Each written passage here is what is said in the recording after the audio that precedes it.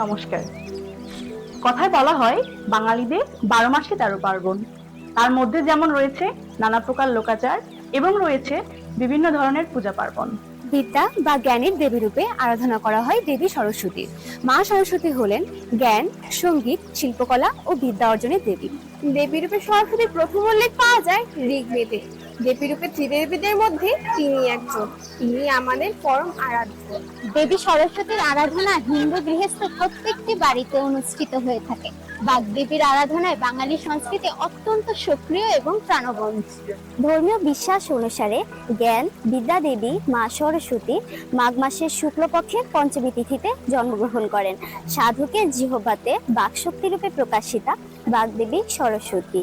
আসছে আগামী ১লাই ফাল্গুন ১৪ই ফেব্রুয়ারি বাসন্তী পঞ্চমী তিথিতে পূজিত হবেন আমাদের বিদ্যার দেবী মা সরস্বতী। বাগদেবীর আরাধনায় মেতেছেন আজ সকলেই। এআইবি ক্যাম্পাসে এআইবি হিন্দু সোসাইটি কর্তৃক আয়োজিত হতে যাচ্ছে শ্রী শ্রী সরস্বতী পূজা। ওই দিন মায়ের আরাধনা শেষে সাংস্কৃতিক অনুষ্ঠানেরও আয়োজন করা হয়েছে। জাতি, ধর্ম, বর্ণ নির্বিশেষে আপনারা সকলে সবান্ধবে আমন্ত্রিত। নমস্কার।